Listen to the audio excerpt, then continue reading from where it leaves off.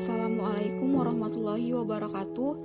Kami dari kelompok 5 ingin mempresentasikan hasil kerja kelompok kami yang berjudul Gagasan Demokrasi dan Demokratisasi Kiai Haji Abdurrahman Wahid. Sebelumnya, izinkan kami memperkenalkan diri kami masing-masing.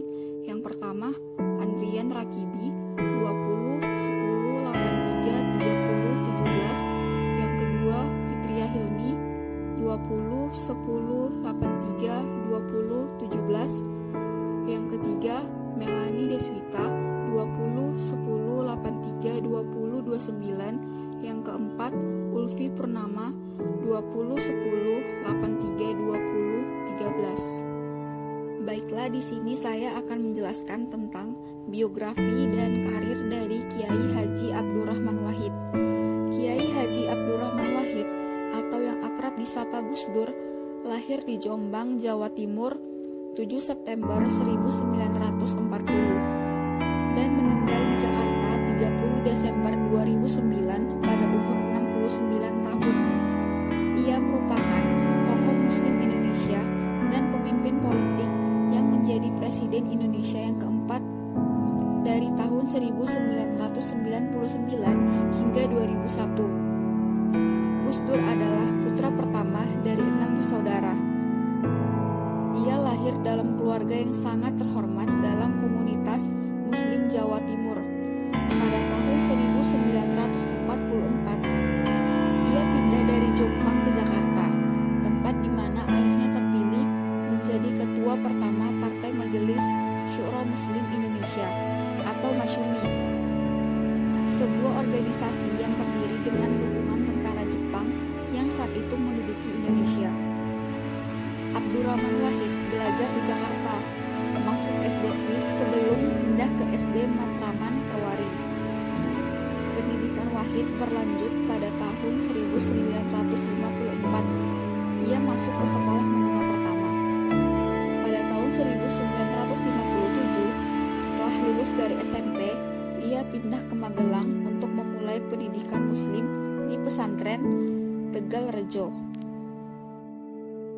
Baiklah, saya akan melanjutkan penjelasan mengenai biografi dan karir Kiai Haji Abdurrahman Wahid yang sebelumnya telah dijelaskan oleh rekan saya. Kemudian, Wahid mengembangkan reputasi sebagai murid berbakat dengan menyelesaikan pendidikan pesantren hanya dalam waktu 2 tahun, yang seharusnya ditempuh selama 4 tahun. Pada tahun 1959, Wahid pindah ke pesantren Tambak Beras di Jombang. Di sana, sementara melanjutkan pendidikannya sendiri, Abdurrahman Wahid juga menerima pekerjaan pertamanya sebagai guru dan nantinya sebagai kepala sekolah madrasah. Pada tahun 1963, Wahid menerima beasiswa dari Kementerian Agama untuk belajar studi Islam di Universitas Al-Azhar di Kairo, Mesir. Pendidikan prasarjana Gus Dur diselamatkan melalui beasiswa di Universitas Baghdad. Setelah menyelesaikan pendidikannya di Universitas Baghdad tahun 1970, Abdurrahman Wahid pergi ke Belanda untuk meneruskan pendidikannya, yang kemudian dari Belanda Wahid pergi ke Jerman, kemudian ke Perancis sebelum kembali ke Indonesia pada tahun 1971. Pemikiran kenegaraan Gus Dur berangkat dari keprihatinan filosofis atas otoritarianisme negara. Dalam kaitan ini, negara kemudian memiliki 2 macam kekerasan, yaitu represif dan koersif. Gus Dur lebih fokus pada pembenaran konstitusi sebagai pembenar praktik dominatif. Secara garis besar, konsepsi Gus Dur yang anti-otoritarianisme negara ini merupakan komitmen kritis beliau atas keterjebakan prosedur demokrasi. Demokrasi lahir mengingat praktik politik tradisional yang masih meniscayakan keterwakilan ideologis. Potensi demokratis dan proseduralisme politik telah ditelikung oleh dirinya sendiri akibat pendekatan yang terlalu mengacu pada institusi. Lembaga-lembaga demokrasi memang dibutuhkan untuk mekanisme demokrasi. Situasi inilah yang meletuskan lahirnya istilah demokrasi seolah-olah. Maksudnya adalah demokratis sebenarnya tidak ada pada praktik demokrasi.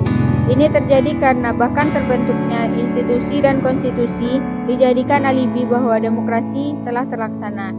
Ini merupakan kekerasan simbolik di mana negara hendak menutup kesadaran kritis masyarakat atas penyimpangan yang dilakukan oleh penguasa. Pandangan Abdurrahman Wahid tentang demokrasi. Pertama, kedaulatan hukum. Menurut Gus Dur, konstitusi pada hakikatnya mengatur tentang kekuasaan dan hubungan kekuasaan di dalam negara, memberi batas tegas pada wewenang kekuasaan negara, dan sekaligus meneguhkan hak-hak kewarganegaraan. Berikutnya, menjamin perlindungan.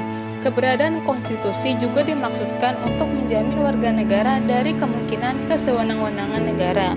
2. Penegakan HAM.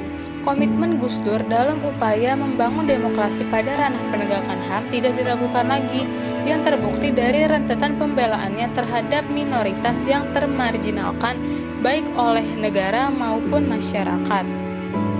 3. Peningkatan kesejahteraan rakyat. Prasyarat yang harus dipenuhi dalam peningkatan kesejahteraan rakyat adalah terciptanya demokrasi ekonomi atau ekonomi kerakyatan baik konsepsi maupun aplikasinya, sehingga tidak terjadi kesenjangan ekonomi. Demikian pandangan Gus Dur tentang demokrasi dengan kesejahteraan rakyat. Keempat, penghargaan terhadap pluralitas. Pemikiran tentang pluralisme sejalan dengan spirit demokrasi. Namun, ancaman kegagalan sebagai sebuah negara majemuk akan muncul tatkala ada perilaku yang mendiskreditkan kelompok minoritas agama, etnik, ras, dan golongan. 5. Pemberdayaan masyarakat sipil. Civil society akan berkembang dan menjadi kuat jika komponen yang menjadi landasannya juga kuat.